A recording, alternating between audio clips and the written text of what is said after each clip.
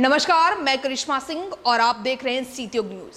अभी एक बड़ी खबर सामने आई है जिसमें सीएम योगी आदित्यनाथ ने सोमवार को कहा, अगर ज्ञानवापी को हम मस्जिद कहेंगे तो विवाद होगा। भगवान ने जिसको दृष्टि दी है वे देख ले। त्रिशूल मस्जिद के अंदर क्या कर रहा है, हमने तो नहीं रखे हैं ना। वो मस्जिद कहेंगे तो फिर विवाद होगा। मुझे लगता है कि भगवान ने जिसको दृष्टि दी है वो देखे ना। त्रिशूल मस्जिद के अंदर क्या कर रहा है, हमने तो नहीं रखे ना। ज्योतिर्लिंग है, देव प्रतिमाएं हैं, पूरी दीवारें चिल्ला चिल्ला कर क्या कह रही है। ये बात योगी आदित्यनाथ ने न्यूज एजेंसी ANI को दिए इंटरव्यू में कही है। उन्होंने कहा, मुस्लिम समाज को ऐतिहासिक गलती दुरुस्त करनी चाहिए। मुझे लगता है कि ये प्रस्ताव मुस्लिम समाज की तरफ से आना चाहिए कि साहब ऐतिहासिक गलती हुई है, उस गलती के लिए हम चाहते हैं कि समाधान हो। उधर ज्ञानवापी मस्जिद विवाद पर इलाहाबाद हाई कोर्ट में सुनवाई चल रही है। कोर्ट ने ज्ञानवापी के एएसआई सर्वे पर रोक लगा रखी है। अब इस मामले में कोर्ट 3 अगस्त को फैसला सुनाएगा। योगी आदित्यनाथ ने बयान देते हुए कहा कि देश संविधान से चलेगा, मत और मजहब से नहीं। देखिए, मैं ईश्वर का भक्त हूं, लेकिन किसी पाखंड में विश्वास नहीं करता। आपका मत, आपका मजहब अपने तरीके से होगा, अपने घर में होगा, अपनी मस्जिद, अपने ईदगाह तक होगा, सड़क पर प्रदर्शन करने के लिए नहीं। और इसको आप जो है किसी भी अन्य तरीके से दूसरे पर थोप नहीं सकते।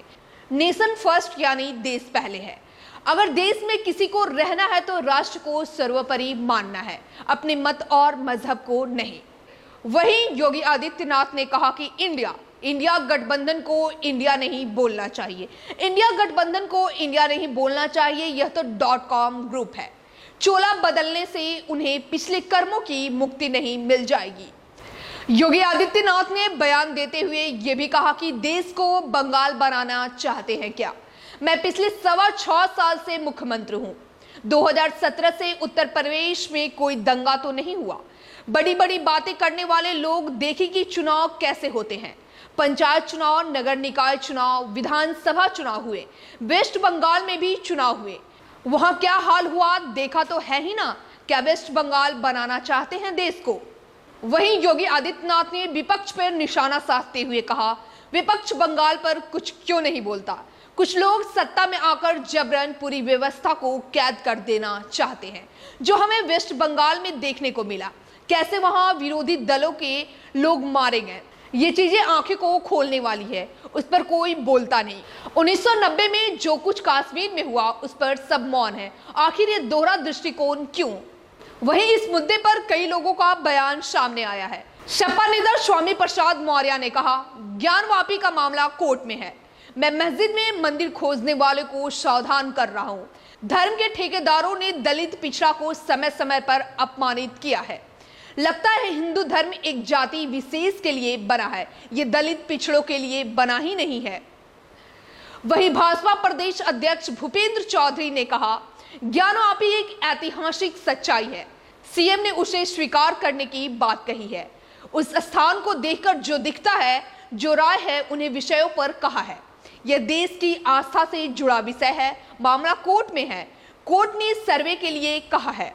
बहुत सारे लोग सर्वे में व्यवधान डालेंगे, हमें मिलकर काम करना चाहिए। वहीं all India Muslim personal law board के संस्थापक सदस्य मोहम्मद सुलेमान ने कहा, सीएम के ये बयान से तकलीफ हुई। सीएम को कानून सम्मत बात कहनी चाहिए। 1991 में जो कानून बना था उसकी रक्षा करनी चाहिए। सीएम ने बयान योगी या फिर पुजारी की तरह दिया है। यह बयान एक पक्ष के लिए दिया है। देश क्या वर्ग विशेष की इच्छाओं और धार्मिक आस्थाओं से चलेगा। उन्हें अपने बयान पर पुनर्विचार करना चाहिए। वहीं रालोद के प्रदेश अध्यक्ष रामाशीष राय ने कहा, जब चुनाव आते हैं तो बीजेपी इसी तरह की बात करने लगती है। चुनाव में जो वादे किए थे उन्हें तो पूरा नहीं कर पा रही है। इस तरह के बयान का कोई मतलब नहीं है, यह उनका चुनावी हथकंडा है। कथावाचक देवकी नंदन ने सीएम योगी आदित्यनाथ के बयान पर समर्थन जताते हुए कहा है कि चाहे काशी की ज्ञानवापी हो, मथुरा की कृष्ण जन्मभूमि की शाही मस्जिद हो या आगरा की जमा मस्जिद, जहां भी आप तलाश करेंगे वहां सनातन के चिन्ह मिल जाएंगे। मुख्यमंत्री ने सही बात कही है।